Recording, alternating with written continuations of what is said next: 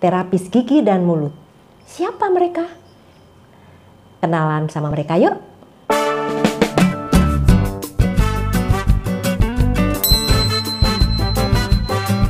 Assalamualaikum warahmatullahi wabarakatuh.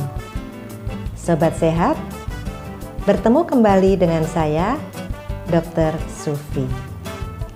Sobat sehat, di video ke-40G ini kita akan mengenal terapis gigi dan mulut sebagai tenaga kesehatan ke-7 dari kelompok tenaga kesehatan keteknisian medis.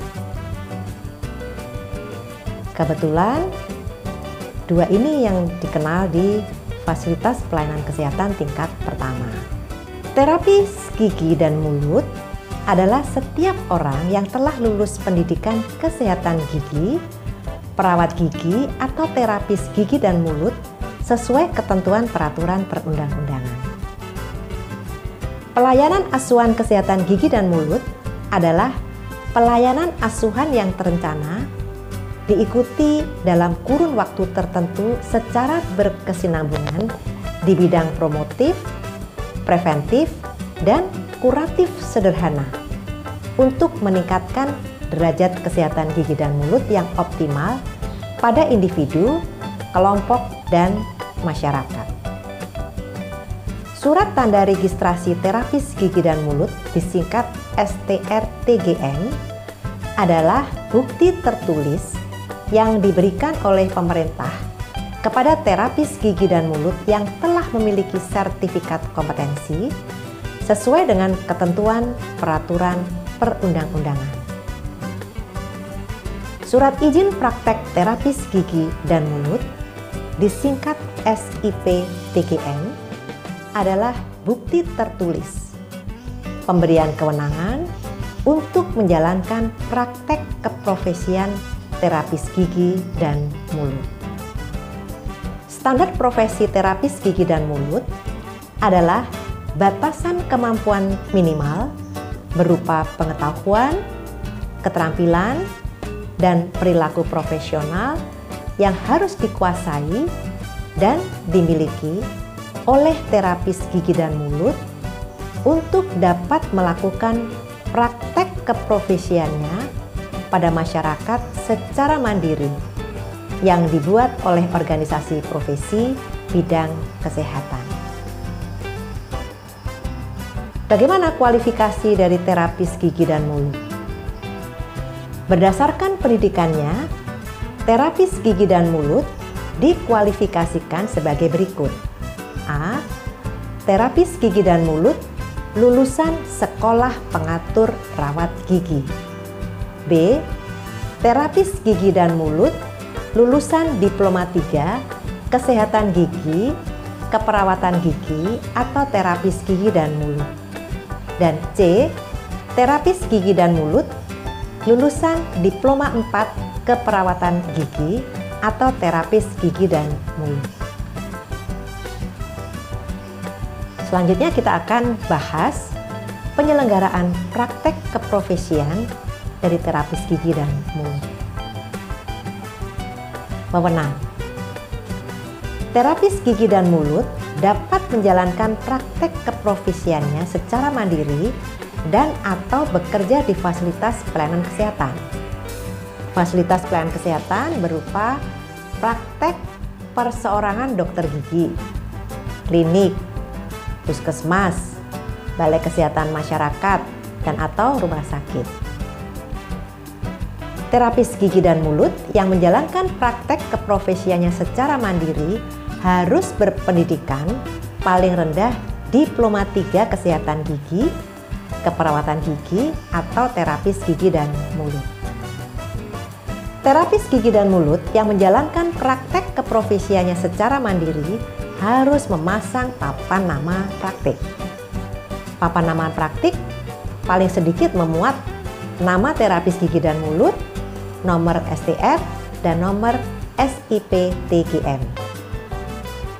Dalam menjalankan praktek keprofesiannya, terapis gigi dan mulut memiliki wewenang untuk melakukan pelayanan asuhan kesehatan gigi dan mulut meliputi 5 hal. 1. upaya peningkatan kesehatan gigi dan mulut. 2.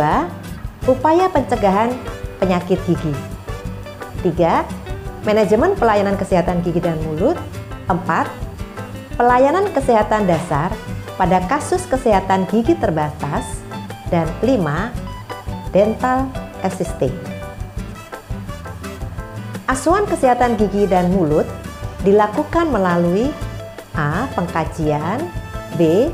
Penegakan diagnosis asuhan kesehatan gigi dan mulut, C. Perencanaan, D. Implementasi, dan E. Evaluasi. Dikecualikan bagi tenaga gigi dan mulut yang melakukan pekerjaan secara mandiri hanya bisa melakukan pengkajian, penegakan diagnosis asuhan kesehatan gigi dan mulut, perencanaan, dan implementasi. Upaya peningkatan kesehatan gigi dan mulut meliputi promosi kesehatan gigi dan mulut kepada individu, keluarga, kelompok, dan masyarakat, pelatihan kader kesehatan gigi dan mulut, guru, serta dokter kecil, pembuatan dan penggunaan media atau alat peraga untuk edukasi kesehatan gigi dan mulut, konseling tindakan promotif dan preventif kesehatan gigi dan mulut. Kemudian, upaya pencegahan penyakit gigi meliputi bimbingan pemeliharaan kesehatan gigi dan mulut untuk individu, kelompok, dan masyarakat. Lalu, penilaian faktor risiko penyakit gigi dan mulut, pembersihan karang gigi, penggunaan bahan atau material untuk pencegahan karies gigi melalui pengisian fit and fissure gigi dengan bahan fissure sealant, pemantauan atraumatik restoratif treatment atau ART, dan yang ketiga aplikasi floor. Kemudian screening kesehatan gigi dan mulut dan pencabutan gigi sulung persistensi atau goyang derajat 3 dan 4 dengan lokal anestesi. Berikutnya, manajemen pelayanan kesehatan gigi dan mulut meliputi administrasi klinik gigi dan mulut, pengendalian infeksi, higiene dan sanitasi klinik, manajemen program UKGS, manajemen program UKGM dan UKGMD. Selanjutnya, pelayanan kesehatan dasar pada kasus kesehatan gigi terbatas.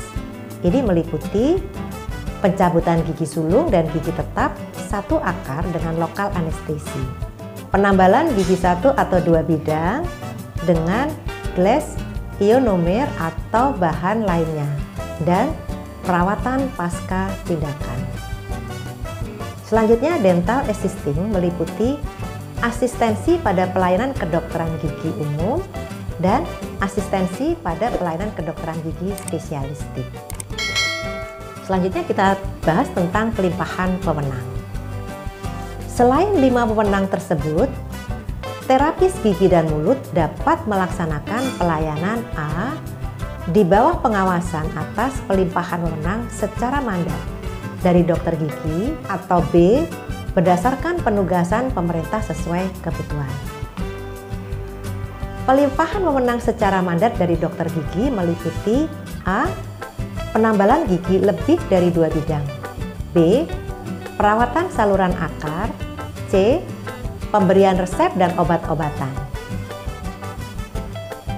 Pelimpahan wewenang berdasarkan penugasan pemerintah meliputi pelimpahan wewenang berdasarkan penugasan pemerintah yang dilakukan dalam hal tidak terdapat dokter gigi di suatu daerah. Kemudian pelayanan dalam rangka pelimpahan wewenang hanya dapat dilakukan oleh terapis gigi dan mulut yang telah mendapat pelatihan. Pelayanan dalam rangka pelimpahan wewenang meliputi pelayanan kesehatan gigi dan mulut sesuai dengan kompetensi tambahan yang diperoleh melalui pelatihan. Pelatihan merupakan tanggung jawab pemerintah daerah, provinsi, dan atau pemerintah daerah kabupaten kota bekerja sama dengan organisasi profesi dan melibatkan organisasi profesi terkait lainnya. Pelatihan harus terakreditasi sesuai dengan ketentuan peraturan perundang-undangan. Pelimpahan wewenang berdasarkan penugasan pemerintah hanya dapat dilaksanakan di fasilitas pelayanan kesehatan milik pemerintah dan atau pemerintah daerah. Dalam hal daerah telah terdapat dokter gigi, wewenang untuk melakukan pelayanan berdasarkan penugasan pemerintah tidak berlaku. Keadaan darurat. Nah, dalam keadaan darurat gigi dan mulut, terapis gigi dan mulut dapat memberikan pertolongan pertama sesuai dengan kompetensinya.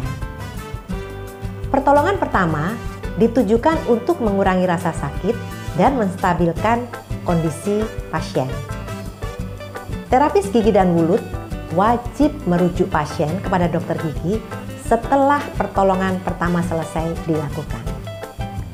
Terapis gigi dan mulut yang akan melakukan pekerjaan secara mandiri harus memenuhi standar minimal sarana, peralatan, dan obat sesuai dengan kebutuhan asuhan kesehatan gigi dan mulut. Standar minimal sarana, peralatan, dan obat tercantum dalam lampiran Peraturan Menteri Kesehatan RI Nomor 20 Tahun 2016 tentang izin praktik terapis gigi dan mulut halaman 19 sampai dengan 21. Nanti bisa dilihat ya. Pencatatan. Dalam melakukan praktik keprofesiannya, terapis gigi dan mulut wajib melakukan pencatatan. Pencatatan wajib disimpan sesuai dengan ketentuan peraturan perundang-undangan. Sobat sehat, demikian telah kita bahas tentang terapis gigi dan mulut. Itu dulu ya. Sampai jumpa. Semoga selalu sehat. Wassalamualaikum warahmatullahi wabarakatuh.